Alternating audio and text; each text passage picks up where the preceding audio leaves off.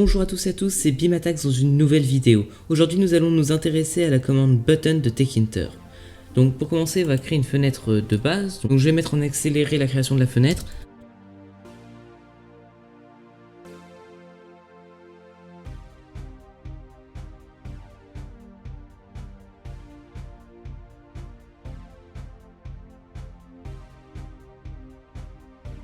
Donc voilà, je viens de finir la création de ma fenêtre, donc là on peut la lancer. Donc là on a notre fenêtre qui vient de se créer, donc 300 par 300. Pour commencer, il faut savoir qu'est-ce que c'est qu'un bouton. Même si je sais que la plupart d'entre vous le savent déjà, je vais faire une petite piqûre de rappel.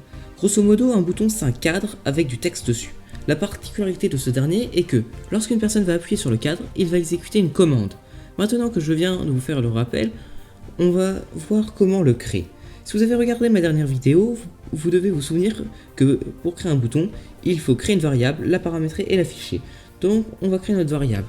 On va appeler bouton bonjour égal et on a écrit la commande button. Dans un premier temps, on va mettre là où elle se situe, donc où va apparaître le bouton. Ici, on veut qu'il apparaisse dans notre fenêtre qui se nomme window.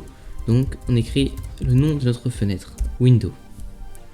Après, on va paramétrer le texte ainsi que la police d'écriture. Donc, on va faire texte égal, et là on va dire valider ou saluer, c'est comme vous voulez, valider. Après, on va mettre une fonte, donc fonte égale, là on va mettre, on ouvre les guillemets et on met la police d'écriture. Donc la police d'écriture, moi j'ai choisi, pour être un peu original, Berlin 100 FB. Et là on fait virgule et je vais mettre en 15. Et voilà, donc là on va lancer notre code et le bouton n'apparaît pas. Et c'est normal parce qu'on a oublié de l'afficher. Donc comme pour la dernière vidéo, pour afficher on fait...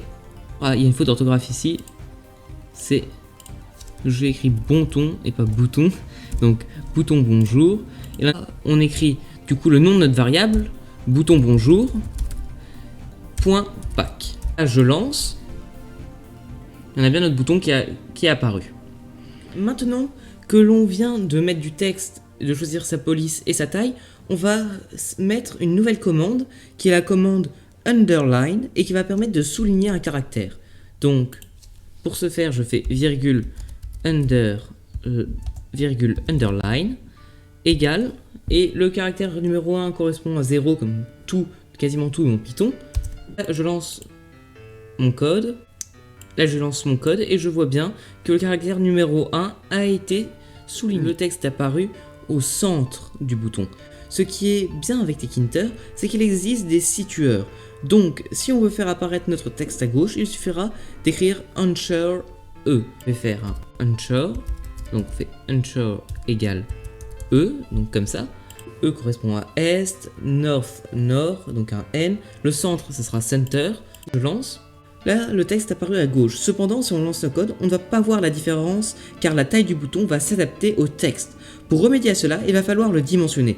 Pour ce faire, je vais utiliser la commande width pour l'axe X et donc la largeur du bouton, et la commande height pour l'axe Y et donc la hauteur du bouton. On va écrire width, W-I-D-T-H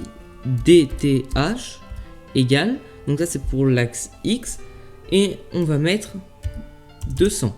Cependant, il faudra diviser notre valeur par 10, car ici le rapport est de 100 pixels pour 10 écrits. Pour faire plus simple, si on veut un bouton de 150 pixels de large, il suffira d'écrire 150 divisé par 10, soit 15. Donc là, on va faire 200 divisé par 10, donc ça fait 20. Pareil pour la hauteur, donc H-E-I-G-H-T,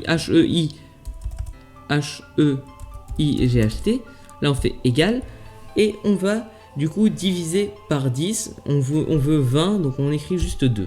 On peut lancer, et là on voit vraiment que le texte était à gauche. Après, l'on va configurer la couleur d'arrière-plan avec le background égal et le foreground égal, donc l'abréviation BG et FG. Background, on va faire égal white, donc ce qui est déjà paramétré là, et foreground égal black. Après on peut changer, on peut mettre d'autres couleurs. On peut même mettre ceux avec le hashtag suivi de lettres et de chiffres. Après cela, il faut savoir qu'en Python, il existe une commande qui va permettre de choisir la couleur de l'arrière-plan et de la police d'écriture quand on clique sur le bouton. Donc ceci, c'est la commande Active Background et Active Foreground. Là, on va faire pour la couleur d'arrière-plan. Active Background égale, et là, on va mettre Yellow.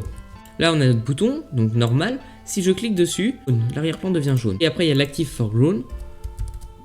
Active Foreground égale, et là, on va mettre White. Donc c'est pour la couleur d'écriture. Et là, on voit bien que la couleur de la police d'écriture est devenue blanche. Ensuite, nous allons voir la fonction relief égale sunken ou raised, qui va permettre de modifier le relief du bouton. Donc, soit il va être aspiré, donc il va donner un effet d'être aspiré, soit il va être normal. Donc je vais vous montrer avec un exemple, ce sera un peu plus simple. Relief égale, et là vous écrivez en majuscule sunken le code. Et là, vous voyez, c'est devenu aspiré.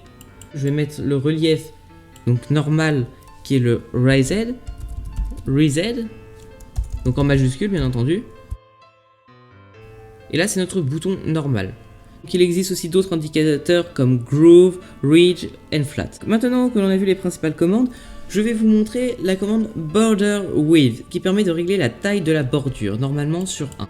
C'est border et width, donc WIDTH égale. Donc normalement c'est sur 1, mais nous pour bien l'exagérer on va le mettre sur 6. Vous voyez que la bordure elle a pris une épaisseur de 6. Donc on peut changer et on peut même mettre sur 0 et ça fait tout simplement disparaître les bordures. Là il n'y a plus de bordure. Et enfin l'on va mettre la commande command égale, donc qui va permettre d'exécuter une fonction. Donc pour rappel, donc comme la vidéo précédente, on va mettre le nom de notre fonction sans les parenthèses. Donc nous ce sera par exemple saluer.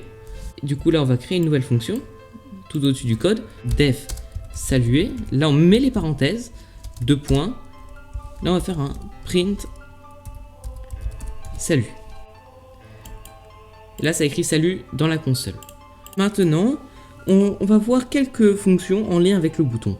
La première fonction que je vais vous proposer de voir, c'est la fonction flash, donc qui va provoquer quelques clignotements du bouton. Après cela, il va revenir dans son état normal, donc dans son état initial. Donc pour ce faire, on va écrire le nom de notre bouton, donc bouton bonjour, point flash. Ça c'est vraiment pour le graphisme, ça sert strictement à rien à part ça. Donc là, si je clique, vous avez vu, il clignote. Il fait quelques clignotements avant de revenir à son état normal. Maintenant, il y a la commande la plus utilisée qui est super utile, qui est la fonction .config. Donc je vais mettre la fonction .config et là j'ouvre les parenthèses. Cette fonction permet de modifier les paramètres du bouton durant le code. Par exemple, si on veut changer l'arrière-plan quand on exécute la commande saluer, il suffira de faire .config .background green, donc BG green. Parce que là, on vient de paramétrer notre bouton, mais tous les caractères qu'on a mis, tous les paramètres qu'on a mis, on peut le changer au cours du code. Et pour le changer, il faudra mettre le nom de notre bouton, donc le nom de notre variable, un point config, et qu'est-ce qu'on va changer? Je lance le code, brown, là il est white, je clique, il devient green. Sur ce, j'espère que cette vidéo sur la commande button détecteur vous a plu.